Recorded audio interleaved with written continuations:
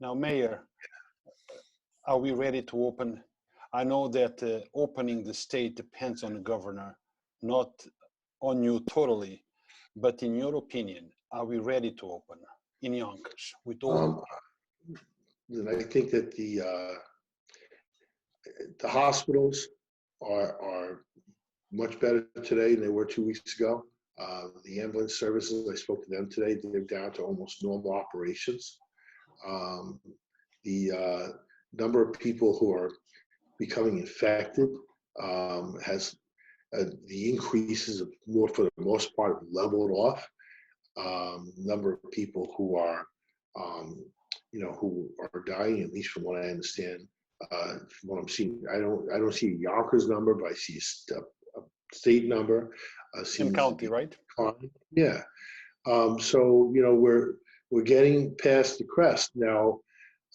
Does that mean our life will go back to some normalcy? If I were to give you my opinion, because that's what I have right at this point, is my opinion is that we'll start to see that in the next couple of weeks. You're going to see us going back to normalcy. I don't know if schools will reopen. The governor has made it very, very clear that that is his call and no one else's. So we're waiting on the governor to see what's going to happen. I don't know that bringing the kids back for 3 weeks is going to be at all effective for them, especially considering that even like SATs and all the different tests that some of our kids should be taking now. Like my son's a junior, he should be taking his SATs, right? So we can get to college next year, have been moved and postponed. So there's a lot still to figure out. Now, Mr. Mayor, we are streaming this live, and as we are streaming, there is questions from the people who are watching. Just, basically the way you did it, questions come in. And I have a question here from Bill Sean. Mr. Mayor, will the fire department consider temporarily adding an additional engine company to run out of the news station, the one in Gary Square? Will be able to better handle the increase of first responders calls in the 701 area code? No, you know what? The short answer is no. There is, at this point, no need for us, at least that's been identified, for us to increase the number of firemen we have currently in our city. We'd always like to have more firemen. There's no doubt about that. But we have a budget that we're in the budget process now. Our revenues are significantly lower than we had anticipated because of the pandemic. The economy is essentially shut down, and when you have that, the economically sensitive revenues that the city brings in all are all in decline. So before we can consider hiring additional personnel, whether it be police or fire or Teamsters, and it's something that we have to look at our revenues first. So I don't see us putting additional houses or companies there, but I will tell you this.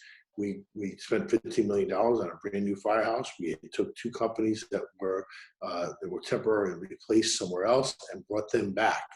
We also, which includes rescue. Rescue, as we all know, is there to provide added services to firefighters if needed. But we're happy to have rescue in Southwest Yonkers. It was at Yonkers Raceway.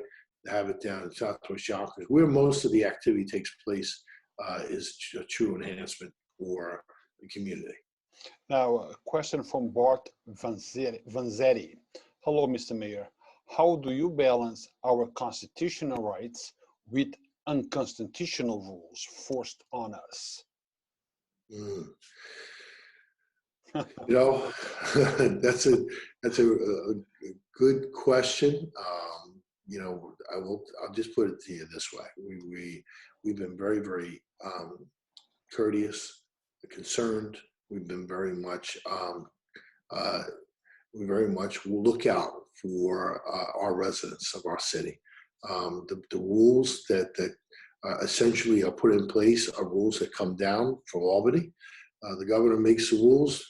We have to enforce them by executive order.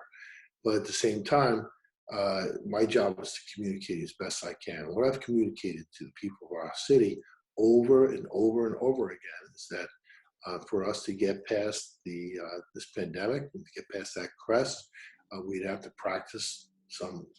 We'd have to stay home as best we can. We'd have to, make sure that we wash our hands, and that if we must go out, or if we want to go out to have exercise, something like that, you do so in a responsible manner, exercising social distancing. Our parks remained open. We closed our kiddie park, so if you go to a park and there's a kiddie park in the park, you can use the park, just can't use the kiddie park, right? So in an effort to allow for people to continue to have exercise and to have as much freedom as possible, right? We have put in place these rules. We have started to enforce the social distancing executive order that was put in place by the governor, and we've done so in a way where we're trying to be as not very, very punitive. So if individuals are playing contact sports, or if they're heading around in large crowds and they're not practicing social distancing, then we send a police department there. There is a gentle reminder of the law or of the rule, and and people generally, by and large, people are listening, and that's good. If we have to, penalize someone, then that'll be up to the discretion of the police officer, and they will do so. But we try not to. So yeah, it's whenever you have an executive order or whenever you have a declared state of emergency, our constitutional rights feel we feel a little bit violated. We've lost some freedom, right? I mean, we all feel that way, but have to remember that that's precisely why these laws were created, so that we can get through our crisis, whatever it is, with some kind of order. And if someone feels so that their constitutional rights were trampled upon by those executive orders, remember, we have the right to go to court to seek remedy.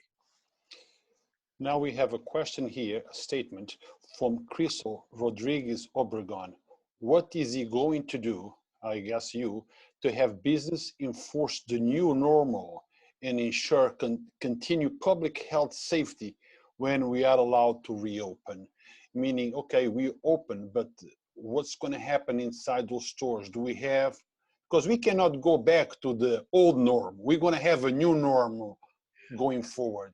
What is it? We don't know what that, and we don't know exactly what. You're 100% right. We one thing we know for sure, we're not going back to our old norm, right? So we're going to have some new norm, whatever that is.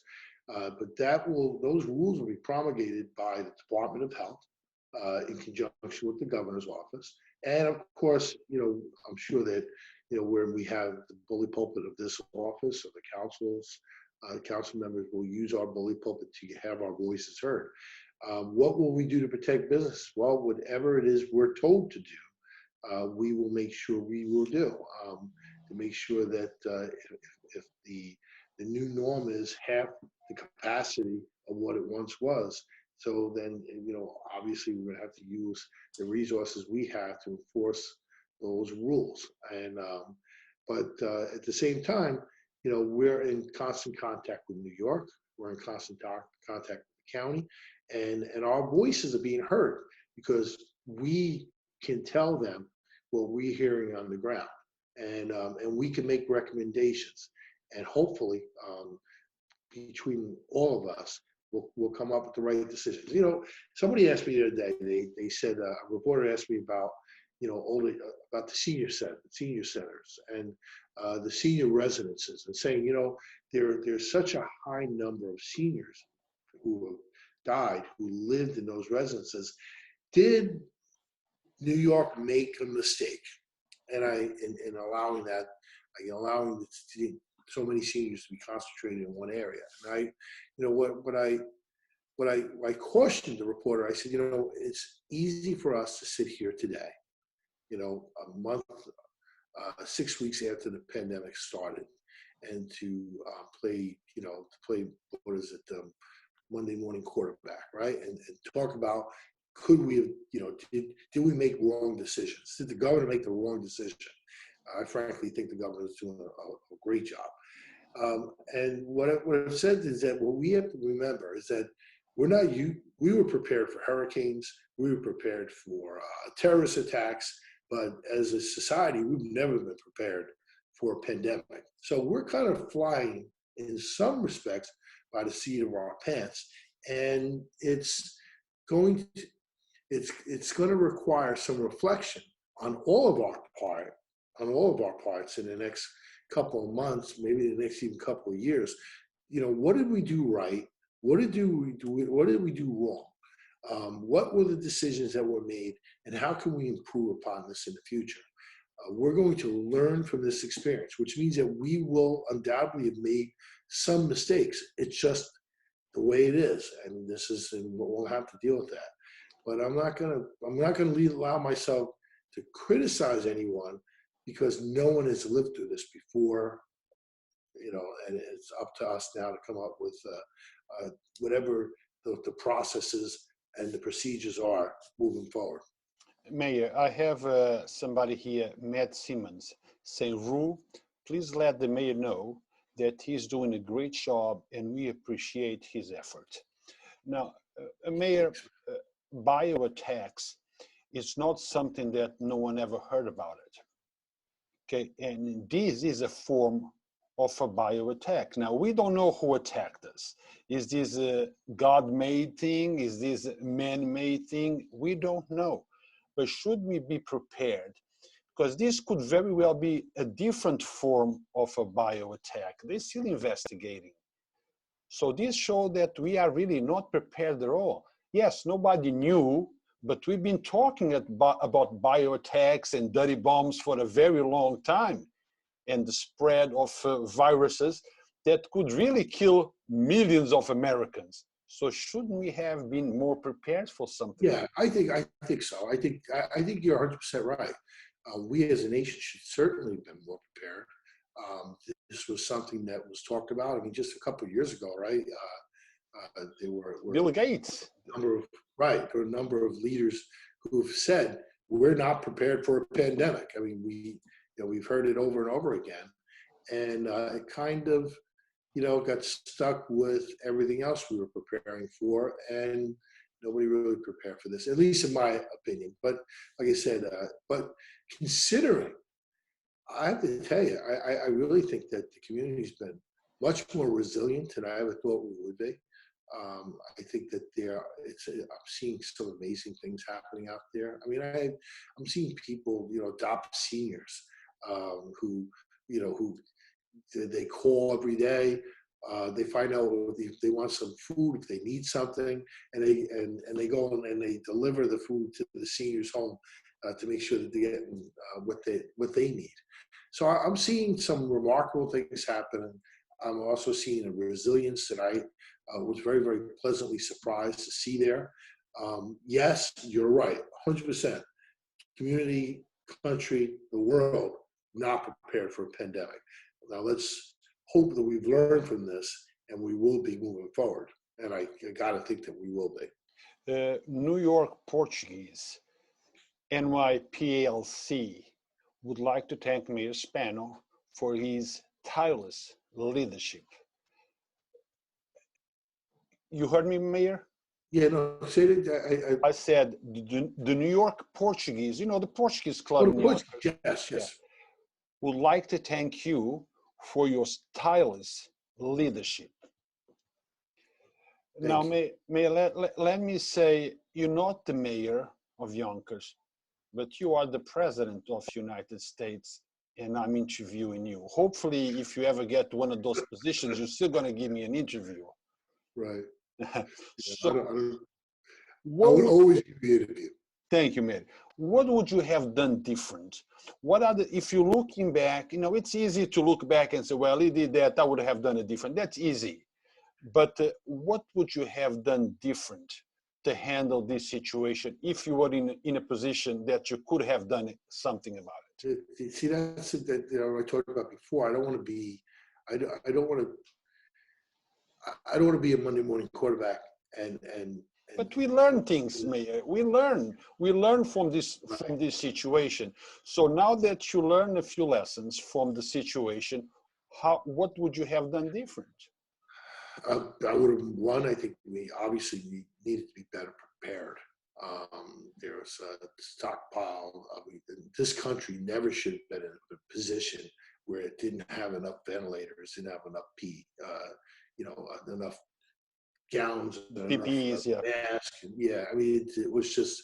I mean, that was the kind of thing that you sit back and go, wow. And think about this. It wasn't, at least as of today, nearly as bad as they thought it was going to be. We're talking about 66 million people being affected with this virus in America. So, there's I think a big lesson to be learned there, and that obviously has to come from the top. And I don't want to blame the president because good, bad, or different. I guess I'm right. You get the blame if it's good, and you get the blame if it's bad. You get the blame, and that's just. That's what goes with the positions we hold. But we have a lot to learn. And I think preparedness was the major deficiency here. And that's something that should not have happened. Now, Mayor, we have a question here from Salfata. How can you maintain services with the cuts in school, police, firefighters? Those are essential workers. How is that showing gratitude by them by losing your job? That is a very legitimate point. Let's just look at the budget, right? So the budget that I have proposed to the city council is a budget that stays within the tax cap. So it stays within the 2% property tax cap. It does not lay off on my side. When I say my side, I mean the municipal side. It does not lay off any municipal employees. On the Board of Education side, they're getting an increase. They're getting an increase in aid from us, from the city side. They got an increase from New York State, but they still have their budget shortfall that they will have to come to terms with. Much of there was 20-somewhat million dollars that the superintendent has identified, and hopeful that working with our labor unions and working with the city council, in other words, there's some 15 or so million dollars of raises that are projected in that budget. Also, there's some other things that we can do in terms of bonding for books and doing things like that, which could help close the gap and put us in a position as to not lose any bodies. But that all being said, what a lot of people don't realize is that we've lost $26 million so far in this budget cycle in economically sensitive revenues. That's got a tail. So in other words, the tail is not what happens this year. We'll get past this budget, and again, and we could talk about what the governor might do. Now, we can talk about that in a second. But we get past this budget. We still have to worry about next year and the year after, the tail of losing those dollars, and those dollars disappearing, they're evaporating, they're not coming back. And we have to now make up for it. How do we make up for it? Obviously, we're going to have to continue to hold the line on our spending and do the things we need to do to try and keep our workforce intact. That's always the goal, is to keep our workforce intact and not to balance budgets, on their backs per se, but at the same time, knowing the budget has to be balanced because we don't have the ability to print money. So the budget I propose is a good budget, it's a sound budget, but it's a budget that there are still some unknowns. I mean, the governor might come down in the next couple of weeks and make some major cuts to the city. And if he does, then we will have to redo that budget based on the state cuts. But if there are no cuts, then we'll proceed with the budget as we have it. But it's not going to be easy. There are a lot of very difficult choices to make that have been thrust upon us. No one's fault. Whoever, the pandemic's fault, right?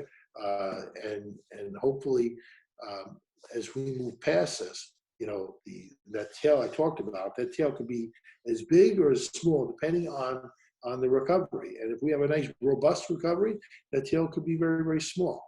If we have a slow recovery, then again, there will be more that we have to deal with. But remember, we had to deal with 9/11 and the budget crisis we went through there.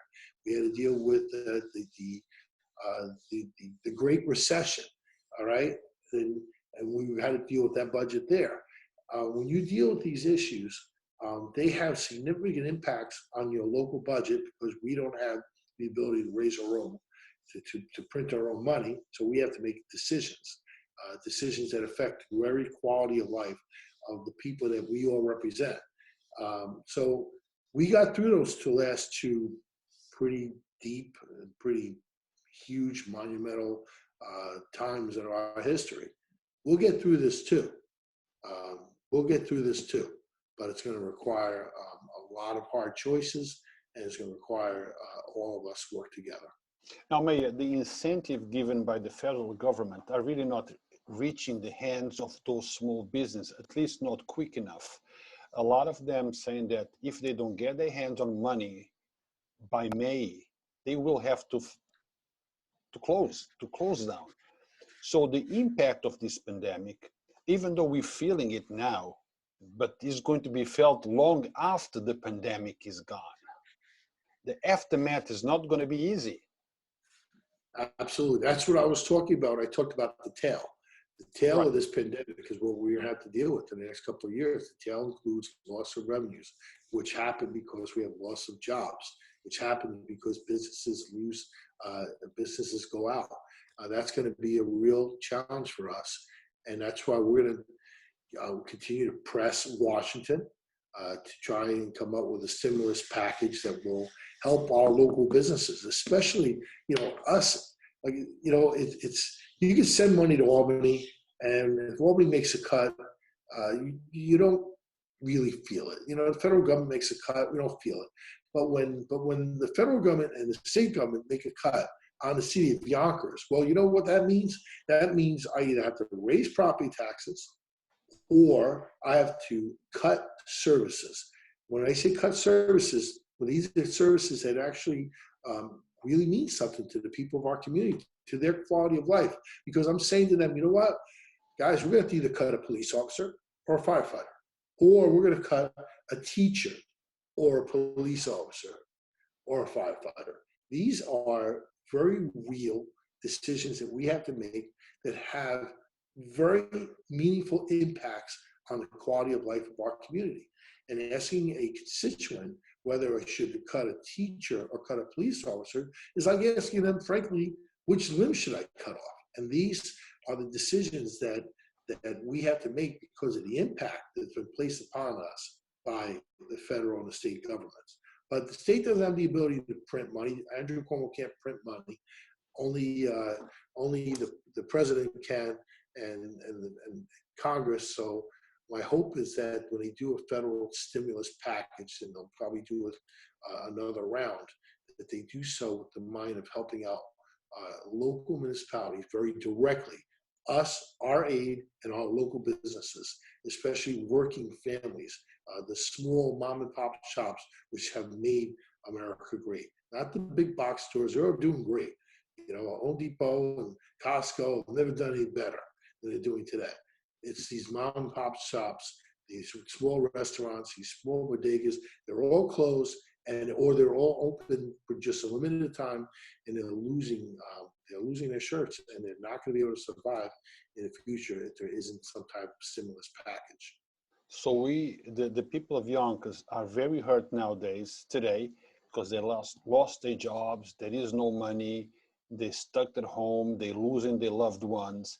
And once this is all gone, we're still going to be hurt because there is a strong possibility that taxes will go up. Many jobs will not be coming back because sometimes when you cut jobs, they don't always come back. Now, I have a statement here from somebody called Carolyn Elizabeth Marie. Say, Mayor, you do not need 2 deputy mayors. Are one of those positions gone? I have to figure out which one. I'm sure neither one of them are going to be happy. Nobody's happy. I'm sure those police officers. We could have a discussion whether or not the mayor's staff has to be as large, has to be the size it is. We could have a discussion about the city council, whether or not their staffing should be the way it is, and that will be, unfortunately, the discussion that we're going to have across the board. And so everything will be on the table. My staff allotment, like I said, the council, the police, the fire, and of course, even the Board of Education, all will be on the table for discussions, and there'll be some tough decisions that have to be made. And that's just it. That's just the way it goes. Well, Mayor, for what I hear, everything is up for discussion, but for what I'm hearing from you, that some cuts will be made. We're hopeful that we don't have to make very, very deep cuts. But at the end of the day, a lot of this is out of our control. When I say out of our control, a lot of the revenue is out of our control. The revenues, the economy, the recovery, federal and state aid. That's out of our control. We can fight and scream and yell for our fair share, but at the end of the day, we won't make that decision. But we're going to continue to press those who do make those decisions and do what they can for us. And then, of course, when it gets to our time, we'll make the decisions we have to make here locally on our own budgets, and we'll be held accountable for them as well. Now, Mayor, something that is on people's minds because of stay home, don't get out of the house unless it's necessary. It's the parking space in Yonkers and the parking meters. Personally, I understand that you need that money in, okay? You counting with that, I think 140,000, is that right, a year? How much revenues does the... Revenues generate about $13 million a year. $13 million a year. And you need that. But the people of Yonkers are saying, look, I'm obligated to stay at home. I live in southwest of Yonkers. I don't have a parking space. How do I deal with this? This is a crisis. The council passed legislation, right? But you did not sign on it. Give us a... Yeah, I get it, and let's just talk about it a little bit, because it really requires a little bit of conversation. It's not just about waving a wand. I know the council would like to there are members of the council that would like to eliminate the fees for parking, and that's fine. And there was, just so you know, there was no plan offered to me as to what we would cut with to make up those revenues. But let's put that aside for now. So you have these parking meters, right? I also have the ability to suspend alternate side of the street parking, right? So why do we do alternate side of the street parking? We do that so that people can clear the side of the street, so we get our street sweepers in and we can clean our streets. But people wanted more parking available, so in the past month or so, we have suspended alternate side of the street parking. Now, at some point, we got to put alternate side of the street parking back, because we got to clean the streets, because people complain that the streets aren't cleaned, and so we have to do that. The other thing is the meters. The meters for the most part, affect business zones. All right. So if you're, if you're Midland Pizzeria on Midland Avenue, and there's a lot of residential homes or around you, right? There's a lot of residential around you.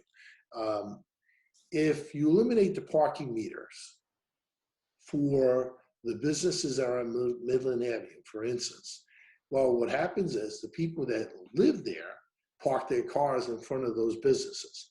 And when they park their cars in front of those businesses, they don't park them there for 2 hours. They park them there for days on end.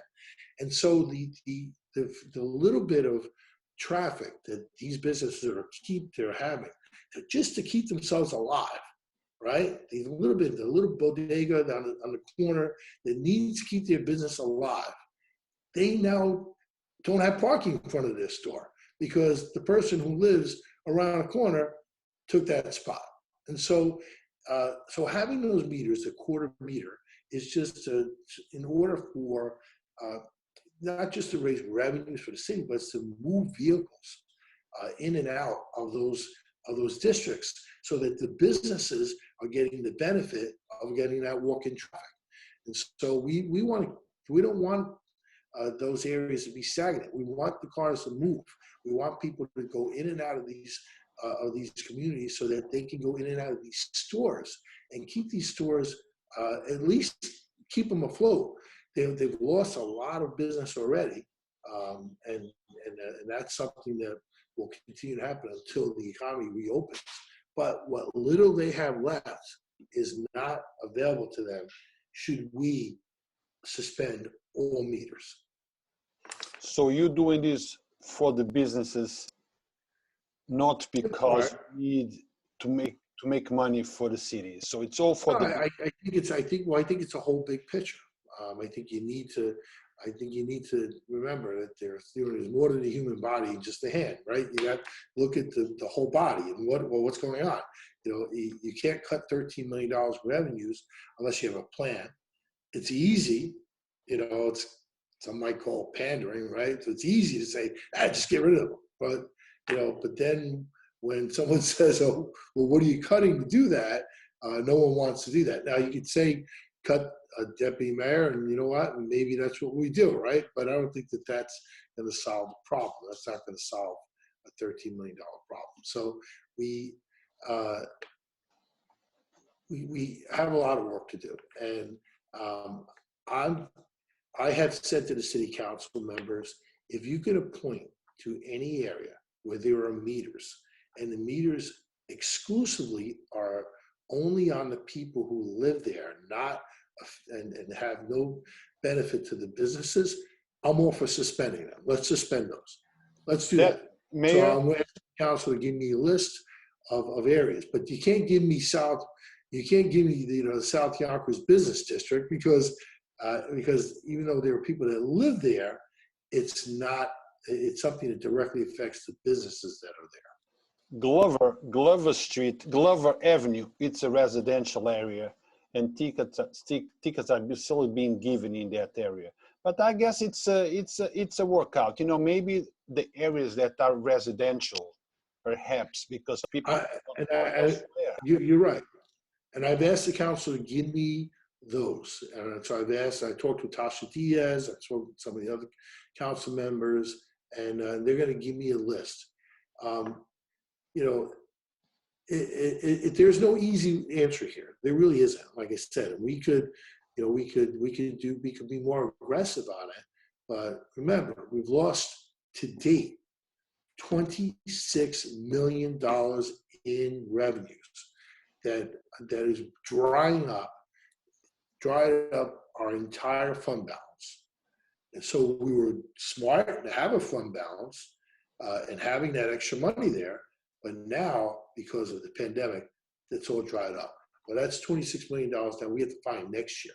That involves the tail that I keep on talking about. Yeah. And I don't know that the economy is going to grow back as quickly as we all hope. But that remains to be seen. Well, I always tell people that for all the wants that you want, there will be an invoice attached to it. yes, you suspend the parking, but sooner or later, you have to make up for it. And the way to make up for that loss might be a way that you don't like it, through tax increases and other ways. So be careful in what you ask for.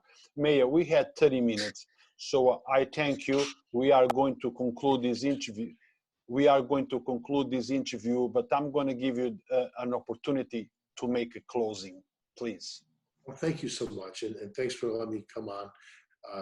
This was a lot of fun. It's good to go out and communicate with people. It's not what I'm used to. I'm a politician, so I like reaching out and touching someone. I like going out there and to see people. May you not touch someone right now. Oh, I know. No touching. The new norm. We can't touch anybody. But I've been very, like I said before. We've had issues before. We've had 9/11.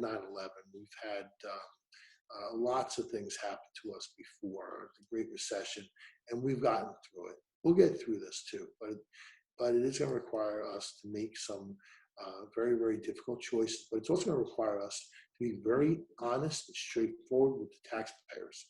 It's easy to just announce cuts across the board on things that affect our taxpayers, but those cuts have consequences.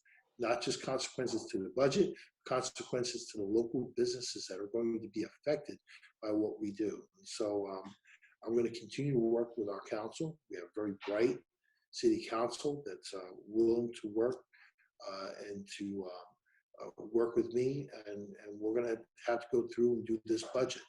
Our budget's going to be a tough budget this year. But when our budget's not tough, right? And so it'll be tough again. But I have to tell you, I'm very impressed with the resilience of the people of Yonkers. People are volunteering.